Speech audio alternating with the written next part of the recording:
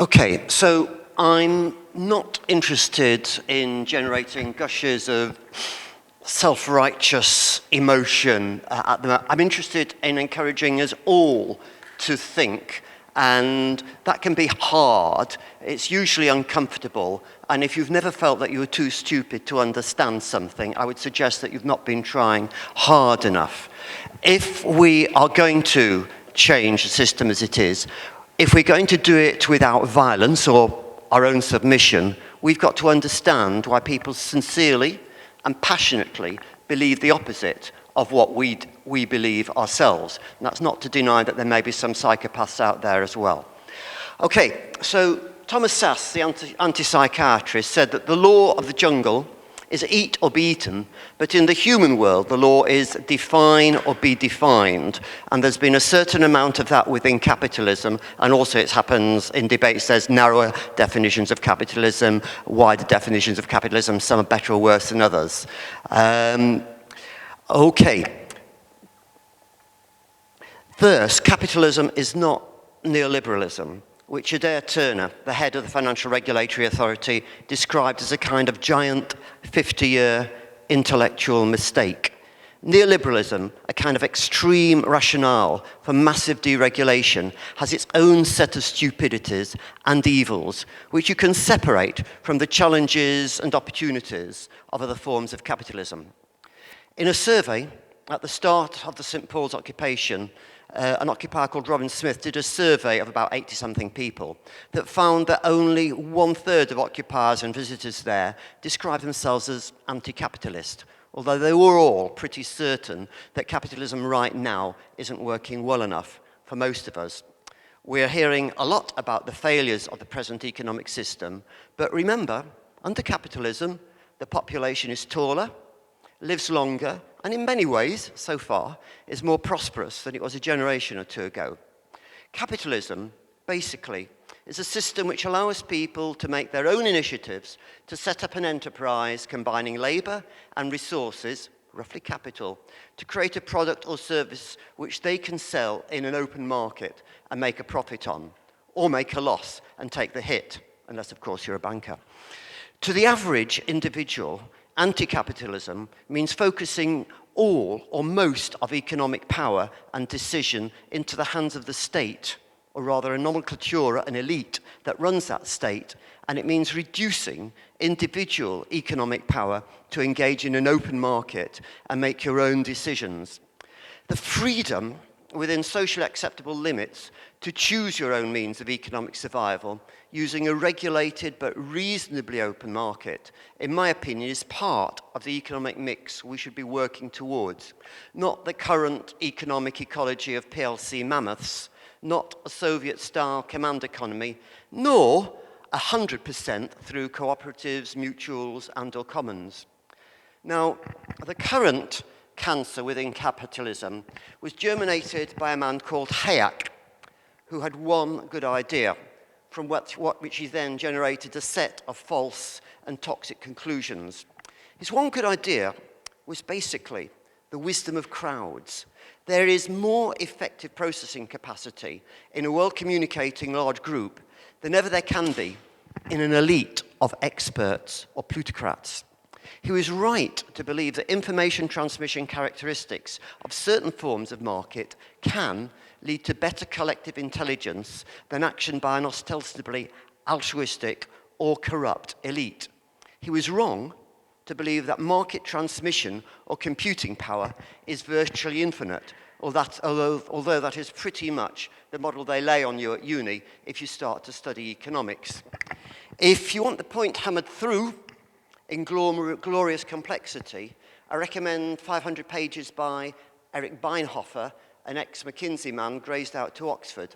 He shows that the kind of collective computations that the market is supposed to do in a few minutes would take a computer equivalent to many human brains longer than the existing duration of the universe. But despite a market being prone to all sorts of wobbly feedback loops, when it's not dominated by a minority of economic dictators, it can still process more information than a bunch of bureaucrats or politicians. Obviously, we need both. Let's go back to Adam Smith. author of The Wealth of Nations in 1776. He's usually blamed for the doctrine of the unregulated capitalistic free market operating through a semi-divine hidden hand. Here's a pretty good summary written as part of the foreword of the 2007 edition. Although it's a good summary, there's the weasel word freedom crops up twice. I would prefer the word open. You can choose your own alternative. Here we go. Of course, Adam Smith was no utopian. He was cleanly aware of the limitations of the invisible hand, and therefore understood that effective institutional infrastructure is required to ensure the operation of a free and fair market. Unfettered markets tended towards monopoly, he wrote, and so proportionate government action is needed to create a clear and stable framework that enables free, open, some sort of competition to take place. Regulation, okay? Getting that balance right remains as important in the age of the software giants as it was in the age of the cotton kings, and that was written by an MP in 2007 whose name was George Osborne, in the days when he believed that PLCs, or he knew that, in the days when he believed that public-private partnerships, etc., were a bad thing. Markets will always exist. The big issue is how to control them. If, as David says, we accept the existence of some kind of market system, let's look at the strengths and weaknesses of that market system and how close we regard it to being a form of capitalism. The Nobel Prize winner for economics, and I know the Nobel Prize in economics is a sham, it's funded by a bank and only about 1/3 of their laureates are any good. The prize winner in 2012 was a member of the American Cybernetics Society called Alvin Roth. At the time, the Financial Times said his work had no political implications. Wrong. Roth studied the ground rules for markets to get the best information exchange and the best social product for the greatest number. He showed that there's a virtually infinite set of possible markets and that you can stem their tendency to regress to monopoly, as George Osborne pointed out, or pretty much the same thing, to become just another form of economic dictatorship. A market is a kind of twisted voting system. There are no perfect voting systems if you've got more than two choices. No market is perfect. However, market theory, when you get to postgraduate economics, like most voting systems, presupposes that most players come to the market on the basis of rough equality. Really.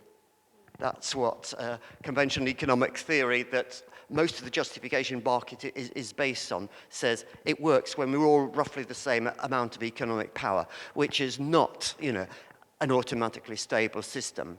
Now, prosperity, and this is, okay. Steve Keen, in Debunking Economics, devotes several sections to the enormity of this smuggled-in presupposition on which shelffuls of fancy, intimidating econometrics are based upon, and it gets used as the rationale for capitalism, which is unregulated for the capitalism. In fact, Steve Keen describes a conventional economics degree as a kind of £9,000 a year lobotomy. Now, prosperity was developing fastest, and I know there are many issues with GDP, how we measure prosperity, wealth, growth. We don't have to measure it the way we do. Pre-Thatcher, when we had higher rates of marginal taxation, instead of money, as we understand money, siloing up into an elite and throttling real demand from the rest of us, it was better circulated across the population, allowing greater, wider access to necessities and some of the joys of life. With a tax strike, or go slow, avoidance of the elite, the market is even more strongly warped to inequality. Piketty's solution, another visual aid, to save capitalism is a kind of harmonized international progressive wealth tax. And I agree that that's a crucial part of the solution. It's difficult and it's complex, but it's a lot less difficult and complex than the so-called trade treaties being promoted by the 0.1%. We need international collaboration on behalf of the 99% to defeat the dictatorship of mega capital, which forces down democratic influence on taxation, labour conditions and environmental safeguards, and promotes the economic monoculture which is currently being foisted upon us. Now, this isn't so impossible. Another economic professor of economics, Colin Mayer, in Firm Commitment, points out the myths about PLCs being legally obliged to maximize profits above all else. You can modify the conditions of any corporation, whether it's a PLC or a cooperative or whatever.